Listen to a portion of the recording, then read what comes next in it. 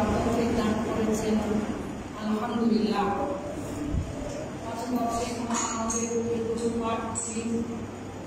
যিনি আমাদের শাফাআতের কান্ডারে যার আদর্শ বিনা আমরা কেউ জান্নাতে যেতে পারবো না, যিনি সুপারিশ করে আমাদেরকে জান্নাতে নিয়ে যাবেন, সাল্লাল্লাহু আলাইহি ওয়াসাল্লাম। সম্মানিত সুধী, আজকের দিনে এই সংক্ষিপ্ত পরিসরে যে বিষয়ে আলোচনা করা হবে তা হচ্ছে মুহাম্মদুর রাসূলুল্লাহ সাল্লাল্লাহু আলাইহি ওয়াসাল্লামের জীবনের সর্বশ্রেষ্ঠ আদর্শ এবং মুহাম্মদুর রাসূলুল্লাহ সাল্লাল্লাহু আলাইহি ওয়াসাল্লামের জীবনের কঠিন দিন। সম্মানিত দিনী ভাই, আমরা নিয়মিত আলোচনা করছিলাম রাসূল মুহাম্মদ সাল্লাল্লাহু আলাইহি ওয়াসাল্লামের জীবনী। সেই জীবনেরই অংশ বিশেষ আজকের এই খুতবায় বলার প্রয়াস করব ইনশাআল্লাহ। ওয়া তাওফিক ইল্লা বিল্লাহ। মহান আল্লাহ তাআলা তার ঘোষণা দিয়ে বলেন, ওয়া ইন্নাকা লা'আলা খুলুকিন আযীম, নিশ্চয় হে নবী আপনি মহান চরিত্রের প্রতিষ্ঠিত। আপনার চরিত্র শুধু ফুলের মতো পবিত্র নয়, আপনার চরিত্র মতো ভরপুর কোরআন। আয়েশা রাদিয়াল্লাহু আনহা বলেন, রাসূল মুহাম্মদ সাল্লাল্লাহু আলাইহি ওয়াসাল্লামের চরিত্র হচ্ছে এই কোরআন। মহানবী সাল্লাল্লাহু আলাইহি ওয়াসাল্লামের কথা, কাজ, বাণী, মন সম্পর্কে সব কিছুই মূলত ইসলাম সম্পর্কে আল্লাহর কর্তৃক প্রদত্ত।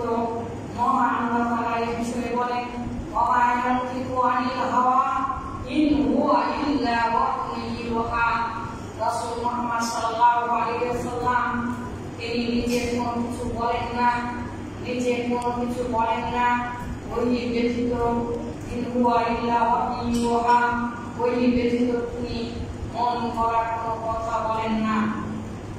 রাসূল মুহাম্মদ সাল্লাল্লাহু আলাইহি ওয়াসাল্লাম আল্লাহ তাআলার আদেশে, আল্লাহ তাআলার নির্দেশে রাসূল মুহাম্মদ সাল্লাল্লাহু আলাইহি ওয়াসাল্লাম দিন ইসলাম প্রচার করেছেন।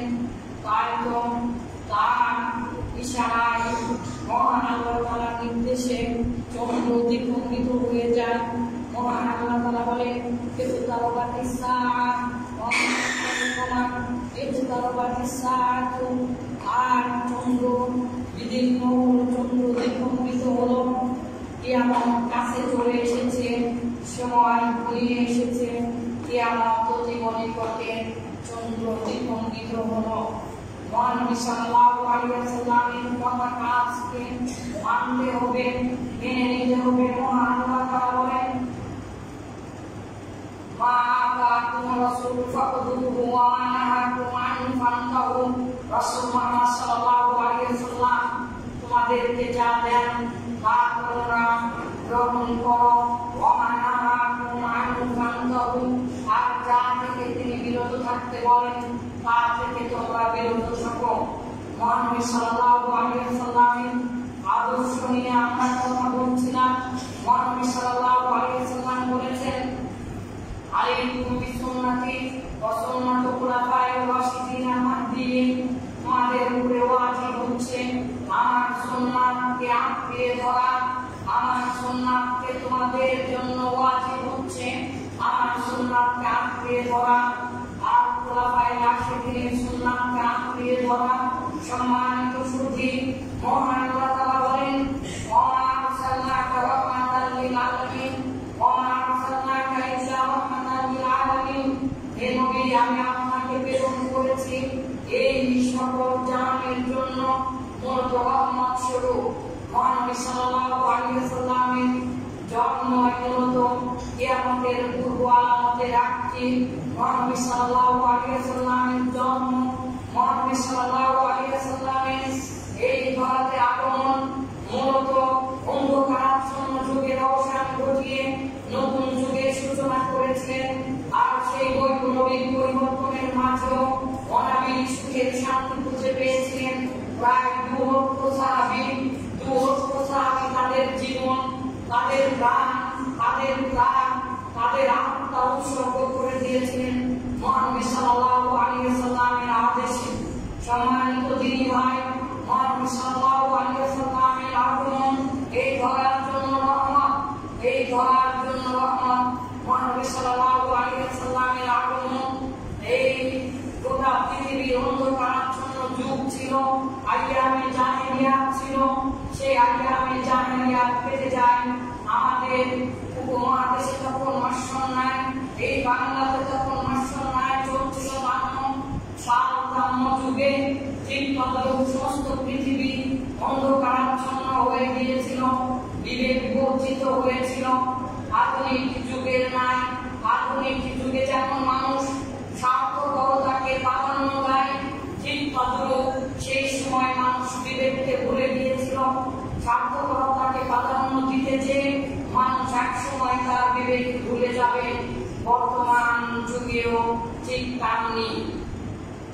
এই জন্য মহানবী সাল্লাল্লাহু আলাইহি ওয়াসাল্লামের আদর্শ, তার জীবনী জানা আমাদের একান্ত জরুরি। কিন্তু জীবনী জানতে গিয়ে আমরা মহানবী সাল্লাল্লাহু আলাইহি ওয়াসাল্লাম যেই দিনে জন্মগ্রহণ করেছেন সেই দিনটাকে আমরা সাইয়্যিদুল আ'য়াদ নামে নামকরণ করেছি। সকল ঈদের শ্রেষ্ঠ ঈদ নামে আমরা নামকরণ করেছি।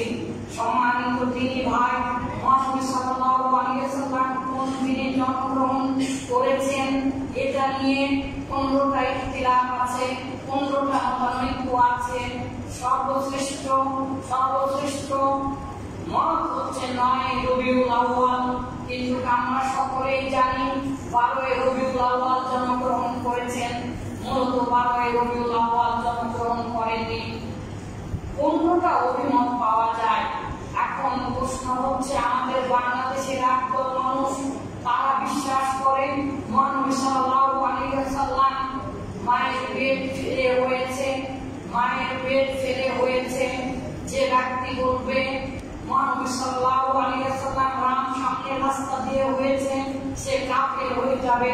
এমন ভয়াবহ বিশ্বাস আমাদের বাংলায় প্রচলিত আছে। নামে গঙ্গা ফাটে হারিপাল্লা কুত্তায় চাটে, নামে গঙ্গা ফাটে হারিপাল্লা কুত্তায় চাটে। তাদের নাম দিয়েছে আলবাইনা, মানে অকাট্য দলিল, কিন্তু কত ভয়াবহ বিশ্বাস তারা স্থাপন করে। যুক্তির খাতিরে যদি আপনি মেনে নেন মহানবী সাল্লাল্লাহু আলাইহি ওয়াসাল্লামের জন্মদিনটাকে যদি আপনি ঈদে মিলাদুন নবী ঈদ হিসাবে মেনে নেন, তাহলে যুক্তির খাতিরে 15 দিন আপনাকে ঈদে মিলাদুন নবী করতে হবে। কারণ পৃথিবীর অধিকাংশ আলিম ওলামারা মতানৈক্য করেছেন যে মহানবী সাল্লাল্লাহু আলাইহি ওয়াসাল্লাম জন্মগ্রহণ করেছেন। এর উপরে ভিত্তি করে 15টা অভিমত আছে। 12 রবিউল আউয়াল জন্মগ্রহণ করেননি, আল্লাহ তাআলাই ভালো জানেন। আমরা সবাই জানি 570 খ্রিস্টাব্দে জন্মগ্রহণ করেছেন, কিন্তু আসলে 570 খ্রিস্টাব্দে জন্মগ্রহণ করেননি, 571 খ্রিস্টাব্দে জন্মগ্রহণ করেছেন। মহান আল্লাহ তাআলা বলেছেন, ওয়া আরসালনাকা ইল্লা রাহমাতাল লিল আলামিন, ওহে নবী আপনাকে আমি এই সকল জাহানের রহমত স্বরূপ পাঠিয়েছি। শুধু এই বিশ্ববাসীর জন্য নয়, যারা এলিয়েন আছে, যে সকল উপগ্রহ, গ্রহ, নক্ষত্রর মাঝে কোটি কোটি গ্রহ, সেগুলোতে যদি প্রাণ থেকে থাকে, সেগুলোতে যদি জীবন থেকে থাকে, সমস্ত বিশ্ববাসীর জন্য, এই মহাবিশ্বের জন্য মহানবী সাল্লাল্লাহু আলাইহি ওয়াসাল্লামকে সর্বশ্রেষ্ঠ আদর্শ, সর্বশ্রেষ্ঠ রহমত হিসাবে আল্লাহ তাআলা প্রেরণ করেছেন। সেই রহমতের কান্ডারি হয়ে আমরা ভিখারি হয়ে পড়েছি। আজ মহানবীর আদর্শকে ছেড়ে আমরা তার চাইতে অতিরঞ্জন করে ফেলেছি। যেমন মহানবী সাল্লাল্লাহু আলাইহি ওয়াসাল্লাম যে দিনে জন্মগ্রহণ করেছেন সেই দিনটাকে নিয়ে আমরা অতিরঞ্জন করেছি। পৃথিবীতে যতগুলো ধর্ম আছে তাই প্রতিটা ধর্মেরই বেসিক যে মূল লেয়ার তা হচ্ছে একটি দিনে উৎসব করা। ইসলামে এইরকম নয় জন্ম কেন্দ্রিক বা বৎসর কেন্দ্রিক কোন উৎসব নেই। আমাদের বাংলাদেশে যতগুলো উপজাতি, গোষ্ঠী, আদিবাসী আছে তারা প্রায় সবাই ছুটি, গোলানগোলা, বসা ইত্যাদি নামে বৎসর পালন থাকে পৃথিবীর সর্বশ্রেষ্ঠ দুটি বড় ধর্ম তথা বৌদ্ধ ধর্ম, তারা জন্মভিত্তিক উৎসব পালন করে থাকে বৌদ্ধ পূর্ণিমা। আর খ্রিস্টান তারাও জন্মভিত্তিক উৎসব পালন করে থাকে, নাম হচ্ছে ক্রিসমাস ডে। ঠিক হিন্দু, খ্রিস্টান, বৌদ্ধদের অনুকরণ করে আমাদের বাংলার এই জমিনে কিছু অসাধু ব্যবসায়ী তারা আল্লাহ রাসূলের জীবনীকে কেন্দ্র করে তার জন্মদিনকে অন্যান্য ধর্মের ন্যায় জন্মদিন হিসাবে ঈদে মিলাদুন নবী নামকরণ করে পালন করে থাকে।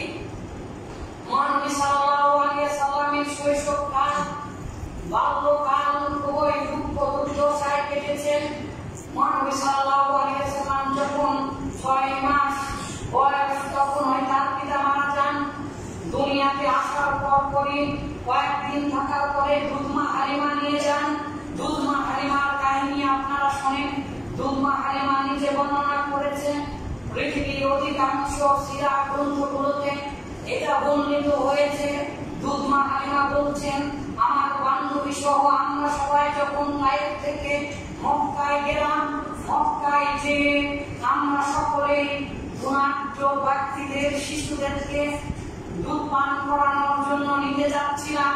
আমার বান্ধবীরা সবাই বড় লোকদের সন্তানদেরকে